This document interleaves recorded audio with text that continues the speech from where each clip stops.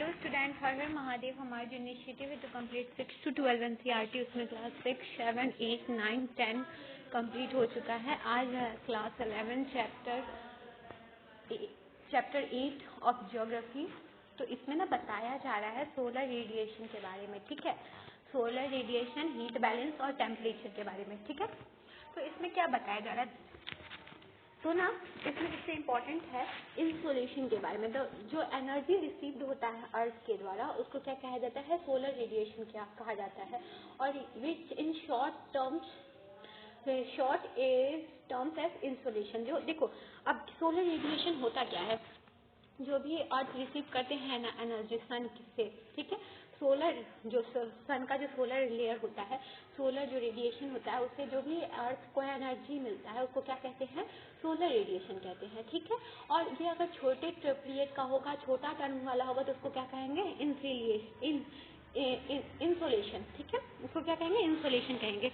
Variability of insolation at the surface of earth. देखो earth surface के अर्थ के surface पे ना वेरिएबिलिटी है इंसुलेशन का, ठीक है। कुछ कहीं पे बहुत ज्यादा है तो कहीं पे बहुत कम है। देखो अब ये जो इसके ना कुछ फैक्टर होते हैं, क्यों ज्यादा है कहीं पे, क्यों कम है। देखो जो रोटेशन है अर्थ का, इसकी वजह से ये भी एक फैक्टर है। जो एंगल है इंसुलेशन का, सनरेज का, वो भी एक फैक्टर है। लेंथ जो डे का है वो भी एक फैक्टर है। ट्रांसपेरेंसी एटमॉस्फेयर में, और फिर कन्फिगरेशन ऑफ लैंड, ये भी एक फैक्टर है, ठीक है। अब देखो किस हिसाब से कैसे कोई फैक्टर इन सब फैक्टर के बारे में, ठीक है। तो जो फर्स्ट फैक्टर है ना, वो क्या है, अर्थ का एक्सिस के बारे में। तो अर्थ में 66 हाफ जो है ना, वो एंगल पे है, ठीक है, अपने ऑर्बिट पे। तो वो इन्फ्लुएंस करता है इंसुलेशन को, कि एक पार्ट में आता है और एक पार्ट में नहीं आता, ठीक है। देखो जो इस हिसाब से है ना, तो अगर सन का रेज आ रहा है तो इस पार्ट में ज्यादा करके आएगा, ठीक है, इस पार्ट पे नहीं आएगा, क्योंकि वो झुका हुआ है, एक तरीके से झुका हुआ है। तो इस पार्ट में आएगा, इस पार्ट में नहीं आएगा। पहला ये रीजन था, ठीक है। फिर एंगल ऑफ इंसुलेशन भी इस चीज को रिफ्लेक्ट करता है। एंगल जो इंसुलेशन का है, जो पृथ्वी का झुकाव है, वो चीज इस चीज को इफेक्ट करता है, क्योंकि पृथ्वी ऐसे गोल नहीं है, पृथ्वी ना अपने इस पे झुका हुआ है, ठीक है। तो इस झुका हुआ होने की वजह से ना, जिधर सन का रेस पड़ता है ना ज्यादा, वहां पे ज्यादा करके हीट महसूस होता है, ठीक है। उसके बाद क्या है, लेंथ जो है डे का अब लेंथ जहाँ ज्यादा होता है, जैसे इक्वेटर के पास लेंथ का डे ज्यादा होता है, तो वहाँ पे क्या होगा कि सनरेज पोल्स के पास ना वो उतना ज्यादा नहीं होगा, सनरेज रिफ्लेक्ट नहीं करेंगे जितना इक्वेटर के पास करेंगे, ठीक है। फिर उसके बाद क्या है, ट्रांसपेरेंसी जो है एटमॉस्फेयर में, वो भी एक एस्पेक्ट है। और configuration of land in terms of aspect, जो कन्फिगुरेशन है लैंड का, जो कन्फिगुरेशन है अर्थ का, उस चीज को भी एक तरीके का फैक्टर माना जाता है अर्थ के इंसुलेशन की वजह से, ठीक है। अब देखो इसके बाद क्या है, heating and cooling of atmosphere. अब देखो हीटिंग और कूलिंग किस हिसाब से होता है एटमॉस्फेयर का, उसमें बताया जा रहा है, ठीक है। तो इसमें बताया जाता है कि डिफरेंट वेज है जिसमें हीटिंग और कूलिंग होता है अर्थ का, ठीक है। देखो अब जो इंसुलेशन होता है ट्रांसमिट करता है हीट को, और एटमॉस्फेयर का जो लेयर है लॉन्ग वेव्स को, ठीक है। देखो लॉन्ग वेव्स जो आता है ना, वो जा नहीं पाता है, जो तो वो रह जाता है। देखो ये सन का रेज आया, ठीक है। अब ना ये रिफ्लेक्ट होके गया, अब ना कुछ रह गया, ठीक है। जो रह गया ना, वो क्या करता है, अर्थ की सतह को ना और गर्म कर देता है, जिसकी वजह से क्या होता है कि और अर्थ का लेयर जो होता है वो गर्म होता चला जाता है, ठीक है। The air in contact with earth rises vertically and heating in the form of current and further transmit A heat of the atmosphere. तो ये अर्थ का जो एयर होता है ना, वो ना इस देखो ये जो ट्रांसमिट करके जो यहाँ पे रह गया है, वो अर्थ के एटमॉस्फेयर से मिल जाता है, एयर से मिल जाता है, तो वो क्या हो जाता है, यहाँ पे और गर्म करने लगता है, ठीक है। ट्रांसफर जो हीट का होता है ना, और जो ये फिर जो, अब देखो ये तो रह गया उसके बारे में। अब ये जो जा रहा है उसके वजह, वो क्या कहता है, एडवेक्शन कहलाता है। और इससे क्या हो जाता है, प्लेस जो होता है वहाँ पे ना क्या हो जाता है, जहाँ पे एडवेक्शन अच्छी तरीके से होता है, जहाँ पे मतलब कि सनरेज अच्छी तरीके से जा पाते हैं, तो वहाँ पे क्या हो जाता है, वो टेम्परेचर, वहाँ का टेम्परेचर कूल हो जाता है, ठीक है। अब इसके बाद है टेरेस्ट्रियल रेडिएशन, ठीक है। टेरेस्ट्रियल रेडिएशन क्या होता है, टेरेस्ट्रियल रेडिएशन होता है, नहीं देखो अब इससे पहले क्या है, एपिहीलियन और पेरिहीलियन। एपिहीलियन क्या होता है और पेरिहीलियन क्या होता है, ये चीज को आप अच्छे से समझिए, ठीक है। तो जो 3 जनवरी होता है ना अर्थ, वो ना नियरेस्ट होता है सन के पास, ठीक है, 147 million kilometre. This position is called perihelion. ये 3 जनवरी को क्या होता है, पेरिहीलियन होता है, और ये ना नियरेस्ट होता है अर्थ सन के पास, ठीक है। जो देखो एपी, ये देखो ये हुआ, यहाँ मानो सन है, ठीक है। और फिर ये ना वेट अ मिनट रुको, चलो ये मानते हैं, ये है हमारा सन, ये है सन, ये हुआ सन, ठीक है। अब देखो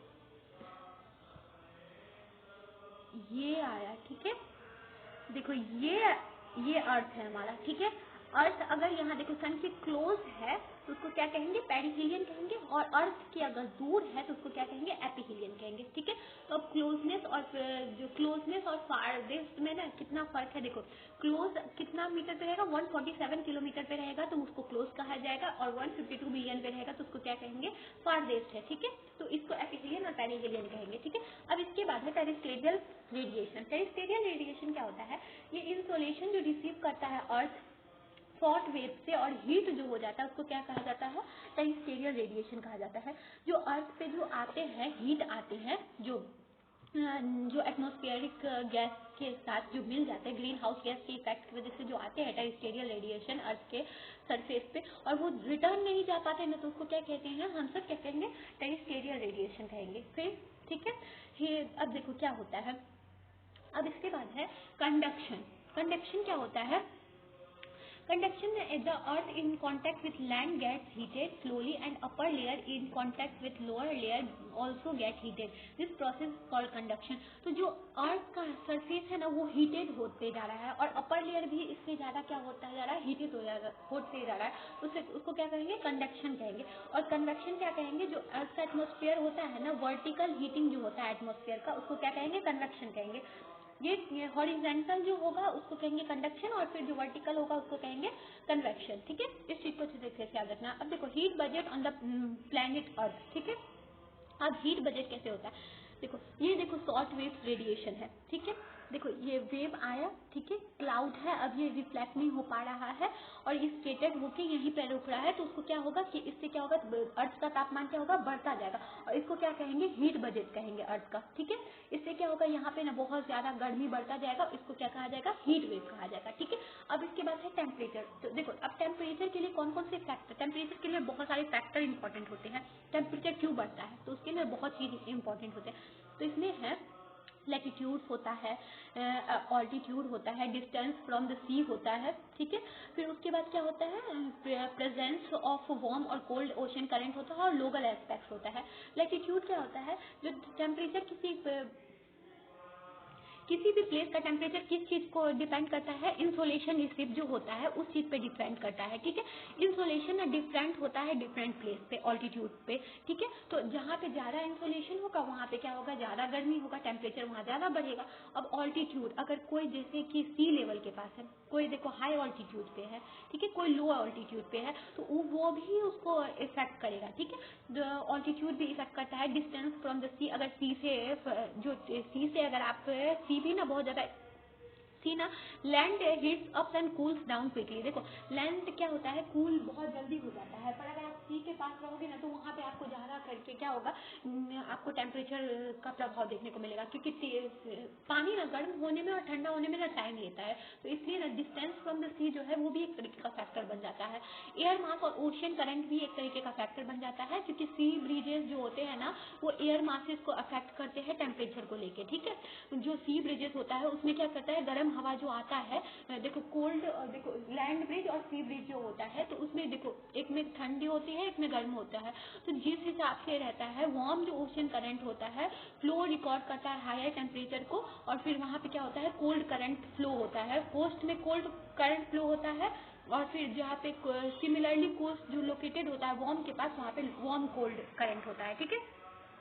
डिस्ट्रीब्यूशन ऑफ टेम्परेचर, टेम्परेचर भी डिस्ट्रीब्यूशन जो होता है वो भी बहुत फर्क करता है। देखो जैसे टेम्परेचर का डिस्ट्रीब्यूशन आप किस चीज़ से समझ सकते हैं, टेम्परेचर का डिस्ट्रीब्यूशन ना हम सब देखो इस हिसाब से समझ सकते हैं, इसमें बताया गया है।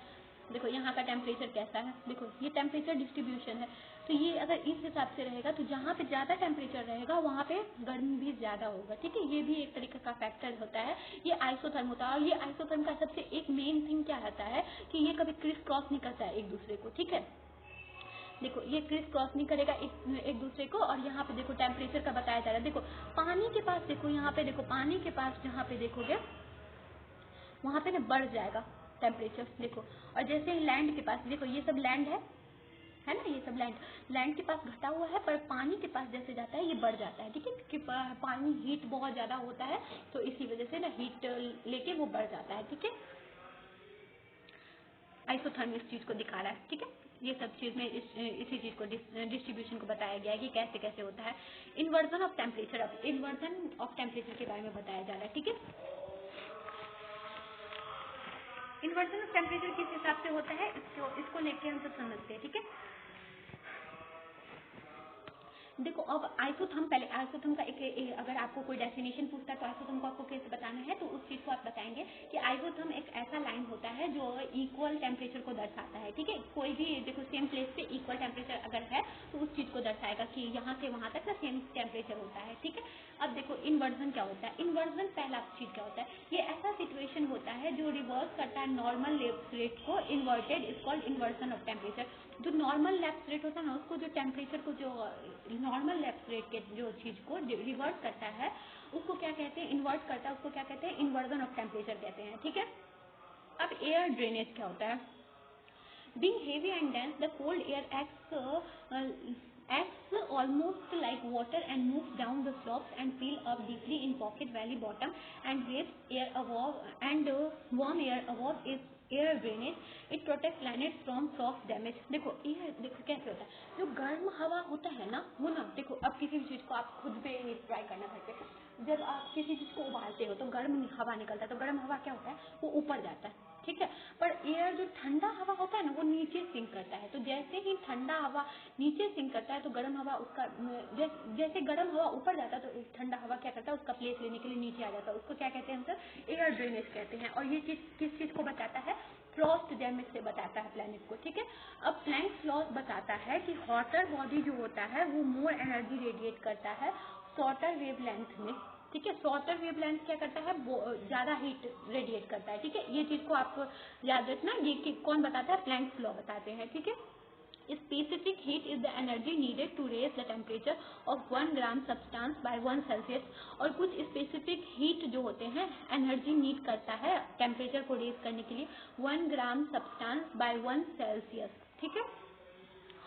इस चैप्टर देखो, इस चैप्टर में बस यही था कि टेम्परेचर से क्या क्या प्रभावित हो सकते हैं और किस किस हिसाब से प्रभावित हो सकते हैं। ये चैप्टर अगर अच्छे तरीके से समझ में आए तो इसके सारे क्वेश्चन को सॉल्व करना है। अगर कोई भी डाउट हो तो आप पूछ सकते हैं कमेंट में। I hope you understand. Thank you.